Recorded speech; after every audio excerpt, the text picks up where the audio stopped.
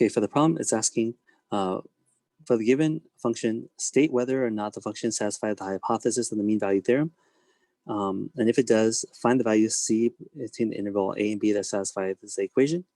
And that's the value C. Okay, so the question is first, does this satisfy the hypothesis? Hypothesis is that two things have to be true, has to be continuous and differentiable. And for polynomials, 3x squared minus 5x minus 2, yeah, that's continuous. We don't divide by 0 anywhere. And let's take the derivative and see if it's differentiable. F prime of x is equal to 6x minus 5. Yep, there are no zeros again. We're not dividing by zeros anywhere. And that's not a problem. Okay, so we know it's differentiable and continuous. Now let's go ahead and plug in our endpoints because we want to see the average rate of change. So if we plug in 0, we end up with -2. So 0, comma, -2, that's 1 point. And next point, if I plug in -3, that's going to be 27 plus 15 minus 2, I think. Let me double check. 27 plus 15, yep. And that's going to be, that's 30, 42, 40. Okay. So that's my 2 points. We say y minus y2 minus y1 over x2 minus x1. And that's our slope, essentially, that we're looking for of this secant line. So let's say it's going to be -2 minus 40 over 0 minus -3, whichever order you want is fine. -42 over +3 is a -14.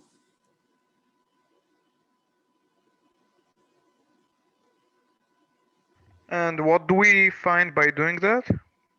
Wait, is it negative or +14? Let me see. I think it's negative. Negative, right? Just look at the, oh yeah, it is negative because we went from way up here to down here. Okay, so this is the slope of the 2 points. So whatever the graph looks like, we know that the overall average rate of change is a negative. So now the goal is to find a point on the actual graph on this parabola here that our slope would be -14. So now we say f prime of x equals to 6x minus 5, and we make that equal to -14. And we look for the x value that would make this true. Or you could call this C if you want, same idea. So +5 plus 5, 6x equals to, it's going to be 9, -9. X equals to -3 over 2.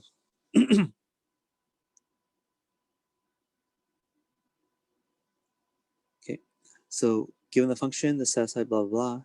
Yep, they just want us to go ahead and find that C value. Our C value is -3 over 2.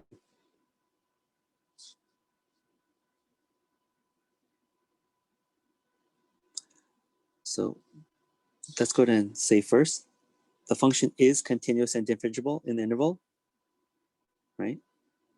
So we'll say that is true. Fantastic. Then they're going to ask me a second question normally. Where's the second question? Oh, continue. Then they ask me, what is the C value? We said it was going to be negative, what do we say? -3 over 2, right? -3 over 2.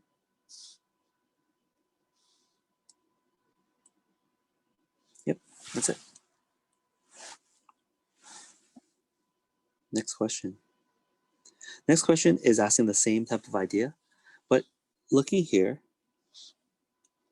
we have to ask ourselves, are our two conditions true, like before? So we have 7. Let me rewrite this as 7 minus the cube root of x squared, just so I can see that. And the question is, first, is it continuous between -1 and 1? So if we plug in values between -1 and 1, do they all exist? And for us, the square of a square root, no, that's not going to become negative. That'll be positive. So yes, it does exist. And all the way to 1, yeah, it's continuous. Now, is it differentiable between the same interval? Let's take the derivative. 7 minus, oh, sorry, the derivative f prime of x is now 0. Let's go ahead and look back here. That's going to be 2 over 3x minus 3 over 3 minus 1 is negative 1 over 3. And then I'm going to rewrite this as negative 2 over 3, the cube root of x. Now the problem here is that, again, we have points on this graph because we end up dividing by 0. That makes this not work. And 0 is in that boundary. So this is not differentiable everywhere. And how did you find the 0?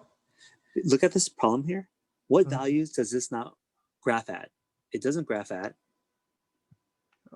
Oh yeah, 0. It doesn't graph at zeros. Yeah. Right. So that's from our pre-calc days that, hey, we have a vertical asymptote. We have something up going on there that doesn't work for us. Shoots off to infinity. So it's not differentiable everywhere on this graph. Yeah, so anytime that there is a 0 on the bottom, it means it's not differentiable. Right. Or careful about square roots because you can't take a square root of a negative value. Right? Yeah. So for this one, he said, okay, is continuous differentiable? Not true. It's continuous, but not differentiable. That is true. Is differentiable but not continuous? Nope. And then last one is neither. So this rule only works in that case. And then select the correct choice below if necessary. And we said the function does not satisfy the hypothesis because it wasn't differentiable. Now, same idea here for this problem here. This problem is harder. And if you look at the sine inverse graph at x, we can take a look at it real quick.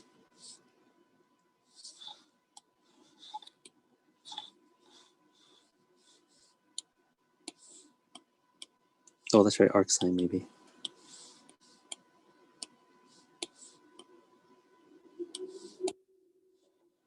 Arc sine of x. So you look at the graph from negative to negative 1 to negative 1 to 1. It does exist. Yeah. So yeah, 1 is pi. Negative 1 is negative pi. Is it differentiable? I wonder if I can just write f prime. I forgot.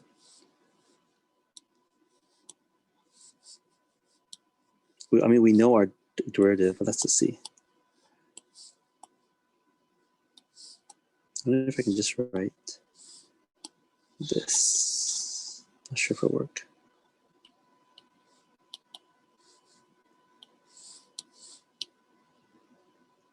No, it didn't work. Darn, I was hoping it was going to work. It's a way of doing it. If you remember, our derivative for arc sine is, what is it? 1 divided by the square root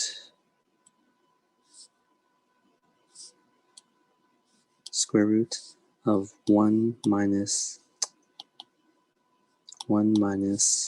x squared. I think that's what our derivative was.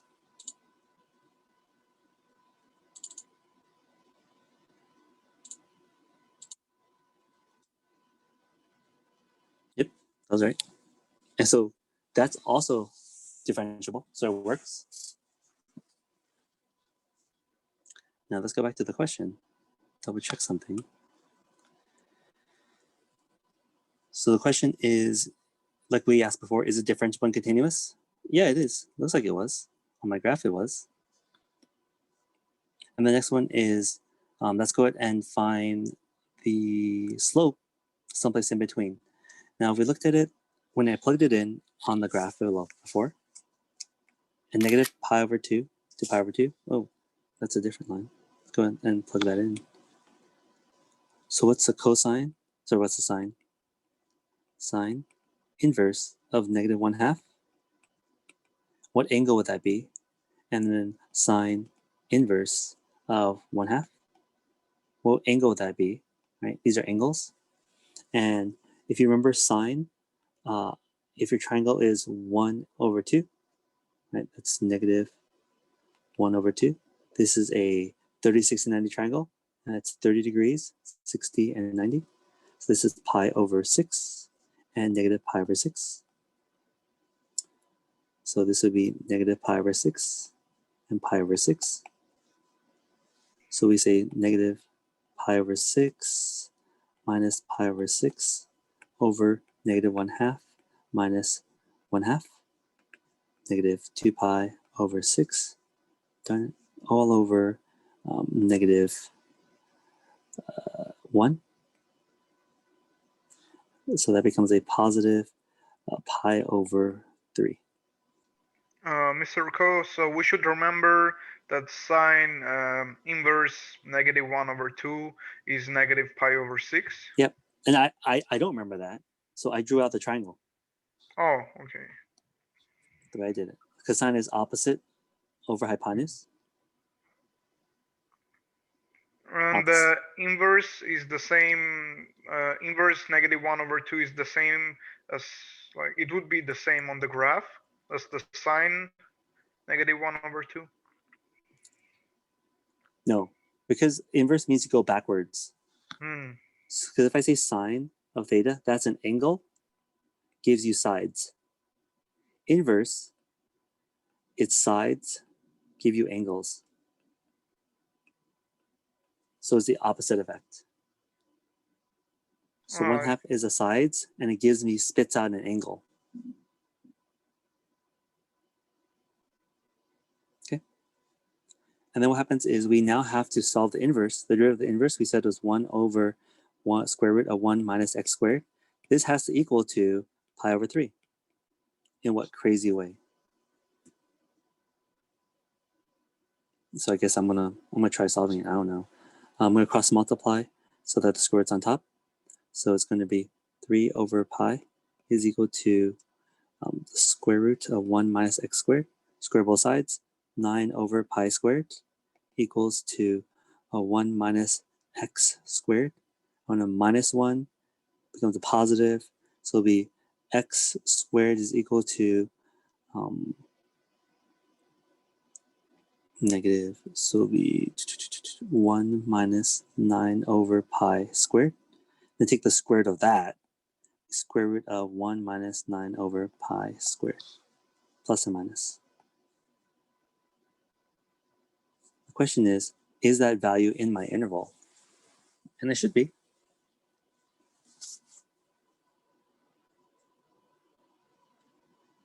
Let me see if I did this correct. The derivative. So the point about all this stuff in calculus is don't overthink it. Just follow the rules that we've been practicing. So we have our x value. Okay. Oh, wait, that is my slope. Sorry, that's my slope. Pi over 3 is my slope. And then we're going to make the derivative equal to that slope. All right, we made it equal to the slope. Then we have to use algebra 2 to solve this problem. So I cross multiplied, 3 went up, pi went down, square root went up. I squared both sides, 9 and pi squared. Then I minus the 1, then got rid of the negative, becomes a positive 1 and negative 9 over pi squared. Then take the square root to get rid of the square. Okay, that looks right. Now, it looks ugly, but hopefully that makes sense. Let's save this. I don't know why I'm saving it, but let's go ahead and try it because I'm going to forget what the answer is. Write an exact answer, use pi as needed, use comma to separate answers. Okay, so you said it's going to be the square root. Well, how can I write square roots here? It won't let me. So instead, I'm going to use a parentheses. I'm going to write 1 minus 9 divided by pi squared. Ooh, it rewrote it for me. Then close that. And the exponent is 1 over 2,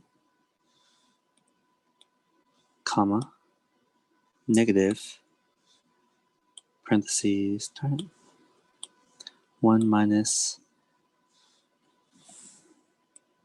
I hope that's a squared, minus 9 divided by pi, pi squared, again,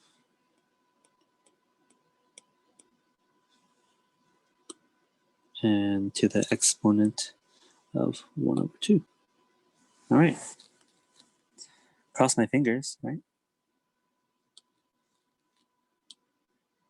Oh, darn it. Hate that feeling. So find the values of x that satisfy the equation that are C. Did I miswrite that at all? Let's go check. Where'd my PDF go?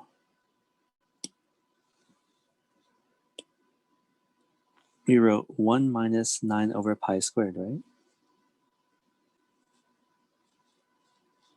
1 minus 9 over pi squared. I think I wrote that. 1 minus pi squared. Plus and minus. No, let's force it through and see what they tell me the answer is. Mr. Ko, I see what's wrong. I think you wrote pi 2 instead of pi squared. Oh, God. I looked at it, I was like, oh yeah, that kind of looks right. Oh, gosh. All right, anyways, you guys get the idea. See, that looks right over there. It looks right. All right. Now, okay.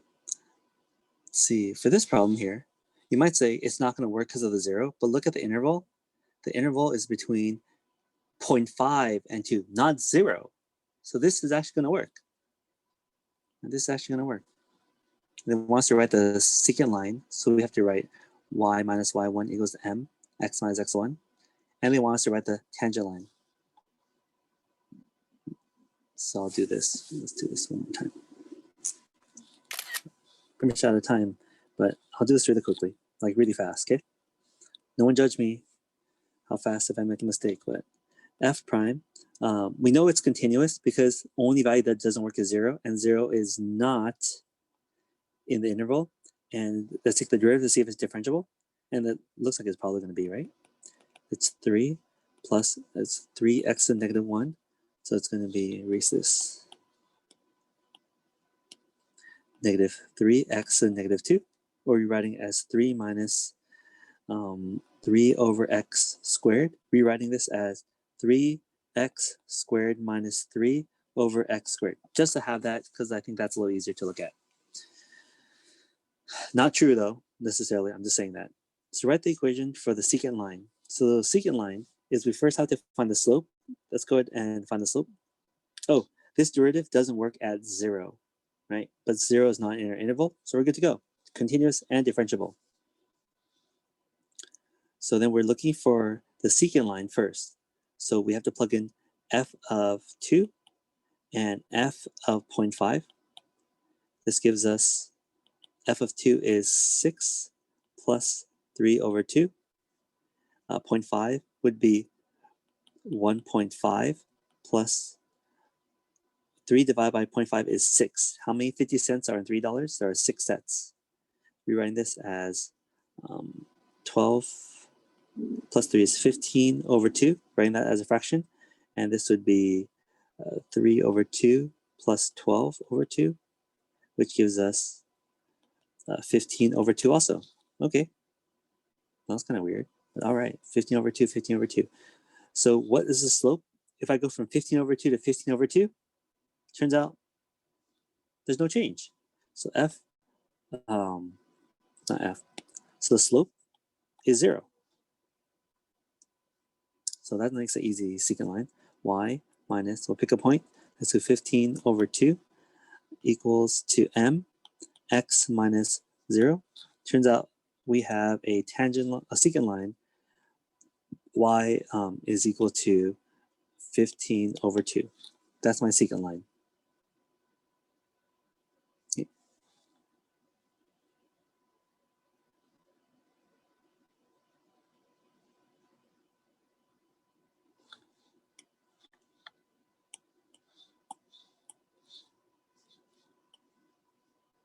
Yeah, nice work. Thank you. Then the equation of the tangent line. Now the problem is we have to find the slope of 0 for that problem. And the cool thing is that when we did that, we had an equation already. And I erased the equation. But it was like 3x squared minus 3 over x squared, I think. Something like that. Oh, plus 3. No, it was minus. Okay. And then so when does this equal to 0? Just look at the top. 3x squared minus 3 equals to 0 at x squared equals to 1. x equals to plus and minus 1. Now, the thing about plus and minus 1, not both of them fall within our interval. So x is equal to 1. That's the only point that works for us. So to write our slope equation, our line equation, we have to write y minus y1 equals to m, x minus x1. We know the slope is 0, which helps. Now we just need to find the y value. What's the y value when x equals to 1? My original problem, 3 times 1 plus 3 over 1 is 6. 3 plus 3 is 6. So we know y minus 6 equals to the slope of 0. Y is equal to 6. That is the equation of our tangent line.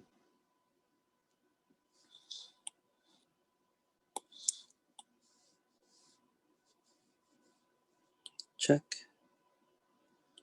Can I get a check here, please? Can someone give me a check? We got it. All right. Hopefully you found that helpful. And if you need more questions, go ahead and email me.